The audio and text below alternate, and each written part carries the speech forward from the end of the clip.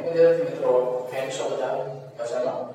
ધોરણ 6 ની અંદર વિજ્ઞાન વિષય છઠ્ઠા વિજ્ઞાનમાં 10મો પાઠ આપણે ચાલુ છે, જેમાં પાઠ્યપુસ્તકના સ્વાધ્યાયના પ્રશ્ન જવાબ કરી રહ્યા છીએ.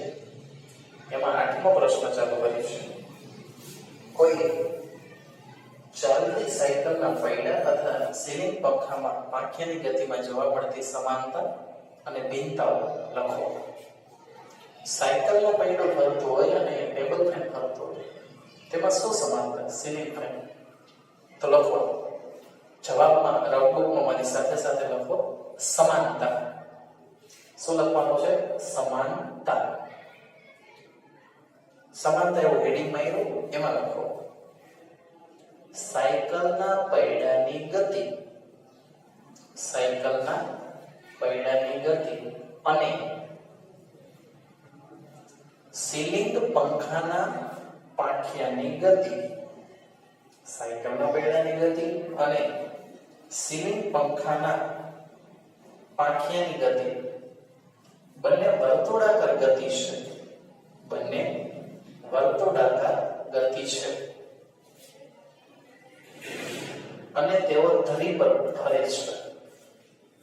બંને વર્તુળાકાર ગતિ છે અને તેઓ ધરી પર ફરે છે. એના પછી હેડિંગ મારો ભિન્નતા.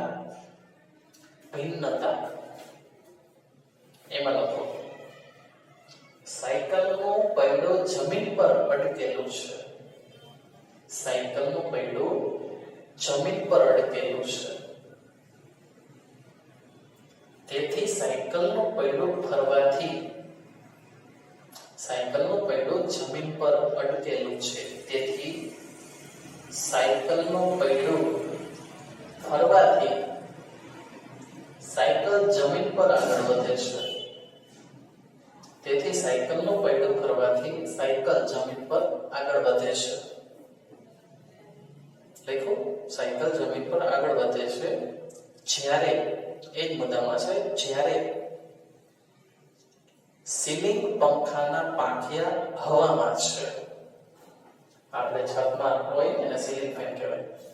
જ્યારે સીલિંગ પંખાના પાંખિયા હવામાં છે, તેથી પાંખિયા હવામાં ફરતા રહે છે. તેથી પાંખિયા હવામાં ફરતા રહે છે અને સાયકલના પૈડાની જેમ આગળ વધતા નથી. અને સાયકલના પૈડાની જેમ આગળ વધતા નથી. પ્રશ્ન ખૂબ જ સરસ હતો મિત્રો. વગેરે પછીના આગળનો પ્રશ્ન 9મો. તમે અંતર માપવા સ્થિતિસ્થાપક રબર પટ્ટીનો ઉપયોગ શા માટે નથી કરતા? રબર પટ્ટીનો ઉપયોગ શું કામ નથી કરતા? જો તમે કોઈ અંતરનું માપ સ્થિતિસ્થાપક રબર પટ્ટીથી માપ્યું હોય, ત્યારે કોઈ બીજાને જણાવવામાં આવતી સમસ્યામાંથી કેટલીક સમસ્યાઓ લખો. તો જવાબમાં લખો સ્થિતિસ્થાપક રબર પટ્ટી વડે, સ્થિતિસ્થાપક રબર પટ્ટી વડે કોઈ અંતરનું માપન કર્યું હોય, કોઈ અંતરનું માપન કર્યું હોય તો તે માપ સાચું હોતું નથી. સ્થિતિસ્થાપક રબર પટ્ટી વડે કોઈ અંતરનું માપન કર્યું હોય તો તે માપ સાચું હોતું નથી. તે માટેના કારણો નીચે મુજબ છે. તે માટેના કારણો નીચે મુજબ છે. પહેલું, સ્થિતિસ્થાપક રબર પટ્ટીની લંબાઈ બદલાય છે. સ્થિતિસ્થાપક રબર પટ્ટીની લંબાઈ બદલાય છે. તમે વધુ ખેંચીને લંબાઈ માપવા જતા, તમે વધુ ખેંચીને લંબાઈ માપવા જતા રબર પટ્ટીની લંબાઈ વધી જાય છે. તમે વધુ ખેંચીને લંબાઈ માપવા જતા રબર પટ્ટીની લંબાઈ વધી જાય છે. આ પહેલો મુદ્દો. બીજો મુદ્દો, એક જ વ્યક્તિએ એક જ સ્થિતિસ્થાપક રબર પટ્ટી વાપરી, એક જ વ્યક્તિએ એક જ સ્થિતિસ્થાપક રબર પટ્ટી વાપરી અંતરનું માપન અંતરનું માપન 2 કે 3 વાર લેતા તે માપનમાં થોડો ફેરફાર થાય છે. 2 કે 3 વાર લેતા તે માપનમાં થોડો ફેરફાર થાય છે. ત્રીજું, જુદી જુદી વ્યક્તિઓ એક જ વસ્તુનું માપન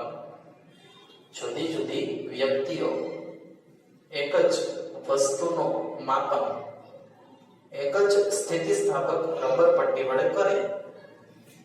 જુદી જુદી વ્યક્તિઓ એક જ વસ્તુનું માપન એક જ સ્થિતિસ્થાપક રબર પટ્ટી વડે કરે તો દરેકના માપન જુદા પડે છે. ચાલો હવે 10મો પ્રશ્ન અને પાઠનો છેલ્લો પ્રશ્ન. આવર્ત ગતિના 2 ઉદાહરણો જણાવો.